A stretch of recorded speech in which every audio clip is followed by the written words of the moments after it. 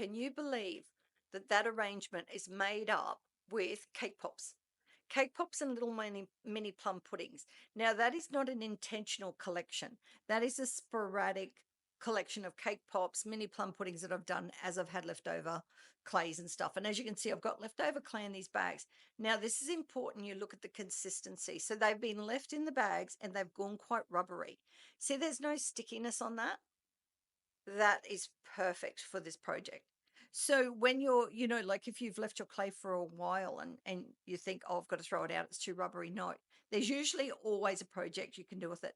The only time I say that you can't make it into a project is when it's really, really hard and really firm, but then you can always grate that clay and use that as an embellishment. So we're just going to grab a styrofoam ball. We've just patted out a little bit of that rubbery clay.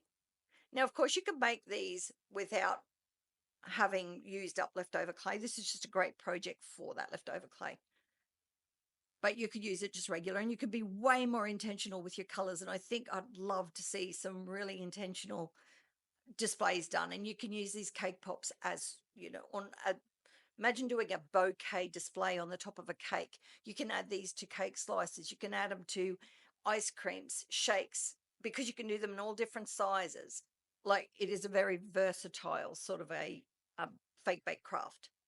And just because it's fake baked doesn't mean to say that it's just always got to be a food prop. You can turn it into other decor as well, which is what we're doing today with the flower arrangement. Now we're just going to skewer this because then we can put it in a holding vessel. And all in all, I think it took maybe about 3 or so minutes to mold this, all depending on, how much it's cracking, how many bubbles you're getting. You can put PVA on your styrofoam ball as well, because that does help the clay to stick and it prevents air pockets. And that's what I've had here, where I've been popping them with the scissors, and then you just got to keep patting it down. But there's a whole heap of just balls that I've made up with leftover clay. And as I said, the color tones are unintentional, but you certainly can be more intentional. So we're just going to pop that in the holding vessel for a while. And I'm just showing you, we're going to use a couple of silicone molds. But before we do that, we need to create a little drip for the top. Now I've just got some, again, leftover white clay that was in a bag. It's no good for piping, but it's okay for this process. And you can see there it was holding up quite well. Well, I wanted it a bit softer than that. I wanted a really quite soft spreadable, but I don't want really loose drippy clay, because it's just going to drip off the sides of my mini plum pudding or my little cake pop. Now, some of them you can do the clay that loose because it still looks really cute. But in this case, that's not what I want. I want to control the drip a little bit. So doing a spreadable consistency and patting it into shape is the best way to do it.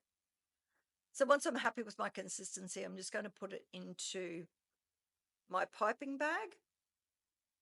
No nozzle.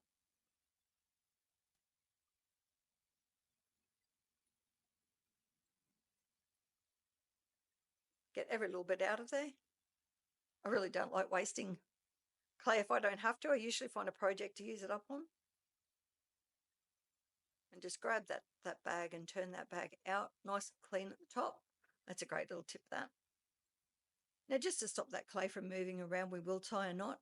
But remember, if you're wanting to put clay back into your bag as you're crafting, because maybe you're creating a lot of excess clay that's still good to use, so you just keep topping your bag up, don't knot your bag.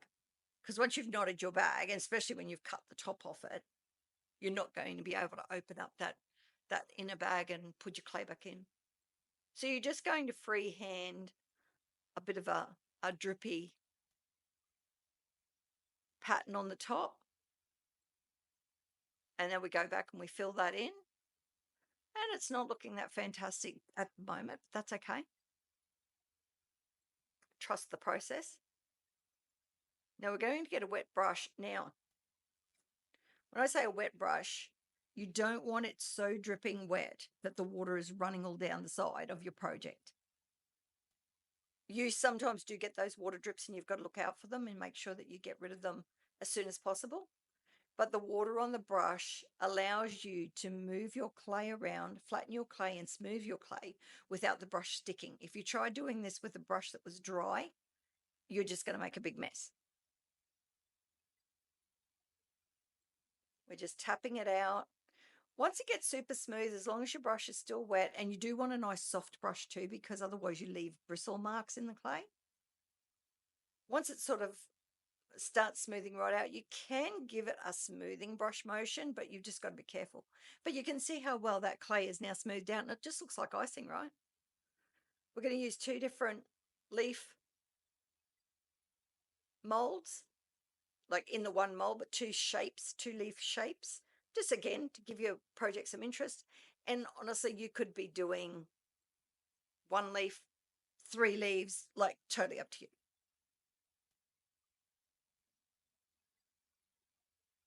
And you can go from big all the way down to small.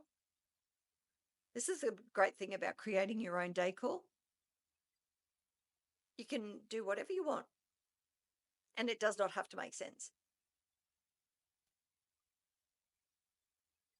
If you haven't seen the video where I introduce you to molding in silicone molds, please make sure you go back and watch that in the basics playlist, because it'll walk you through this process for how to get that really crisp shape, because that's what you're looking for. Crisp edges. Now we've got a little bit of leftover clay.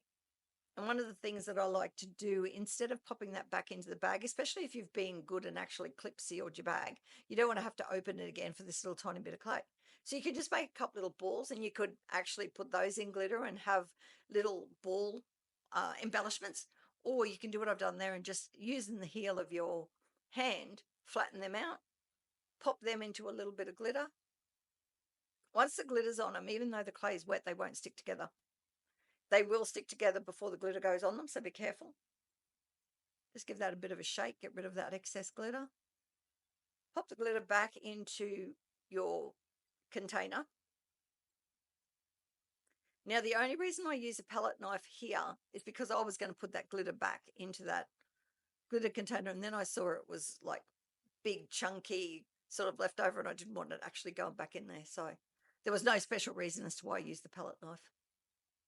Flower time. This is honestly one of my favorite flowers. This is such a beautiful flower. So that's just using an old toothbrush that's got some canola oil on it. I use just spray canola oil. Just helps the clay from sticking in the mold and helps it to keep its shape. Make sure that it comes out nice and crisp. Now I'm a bit short. It is important to fill your molds properly.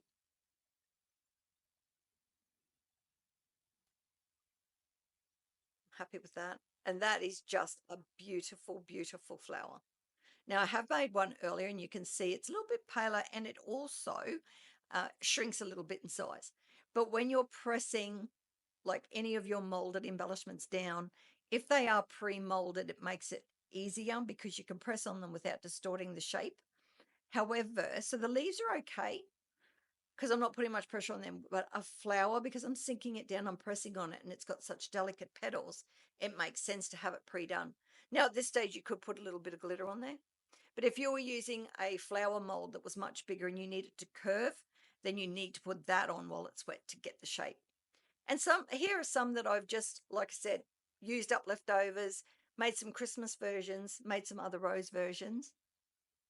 And like I said, you can use these as standalone embellishments, standalone pieces, or you can create yourself something amazing like a little flower arrangement. How cool is that?